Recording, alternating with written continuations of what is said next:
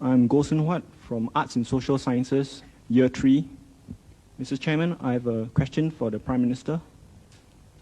Does the Prime Minister foresee a decline in religious tolerance in the near future in Singapore? I do not foresee, I have already seen.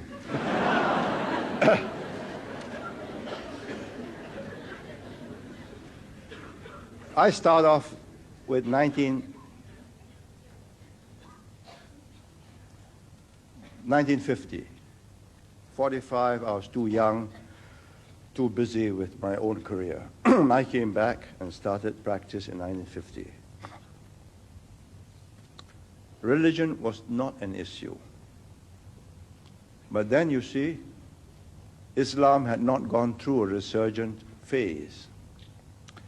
India had got independence, and a secular generation of leaders were in charge, Nehru. In Ceylon, you had a very westernized elite that took over.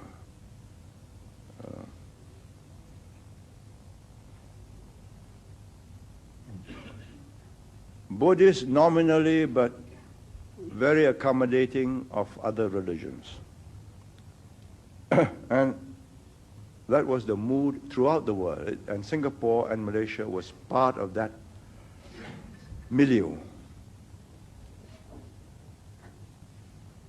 The climate has turned harsher. If you read Mark Tully on his book on India, he's the BBC correspondent in India, he points to Mrs. Indira Gandhi as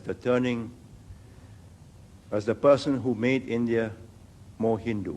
Because according to him, she was faced with a different situation, and she decided to rally the North, which was Hindu, by appealing to the Hinduness. Meanwhile, of course, Islam had gone through a resurgent phase. But now it has a political tinge to it.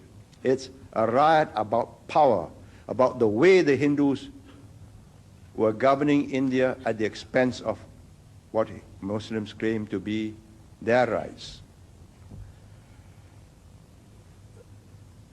I did not expect this to affect Singapore, but it has. A resurgent Islam is a fact of life. A resurgent Christian group going out proselytizing, evangelizing, was totally unexpected. We had always taken a free and liberal attitude. And we assume that people will be sensible and live and let live. But you have this evangelist man called Seward, Nick Seward, some redemption church. What does he call himself? Seward. He says, go out and convert the Muslims. You are entitled to do so by the Constitution. Well, that's not very helpful, is it? It's reached a point where finally the Buddhists came to see me and said, would I open their conference? Because they also feel, what's happening? I thought we were going to live and let live. If this is what is going to happen, I'm going to assert my rights. So I accepted. And he gave me beads and so on. Well, I accepted it. Because nominally I'm a Buddhist. Now, that is the secret of tolerance. That you have a generation in charge, like me, by and large secular in our approach, definitely in how to govern a country, and only too ready to concede the spiritual to personal beliefs, to whichever religion or religious group can convince you, provided the two are kept separate. That the religion contests your right to believe in certain values, but not to the extent that you push a government into implementing those values at the expense of other groups. Muslims tell me that's not possible. Islam is a total, all-embracing philosophy. The charismatic Christians tell me the same. And if this goes on, we're going to have unpleasantness. Friction there already is, clashes are coming. And my simple position is, let's stop it before it's too late. It's all silly. However hard the Christians can try, they are not going to make Singapore a Christian society. It's just not possible. They have tried in China, it failed. There's something about ancient civilizations, both India and China, the Christians did not convert. They converted segments. You may say it's superstition, that Kuan Yew or Ta Per Kung are all superstitions. You may say Ganesh, with his blue face and multi-arms, is again superstition.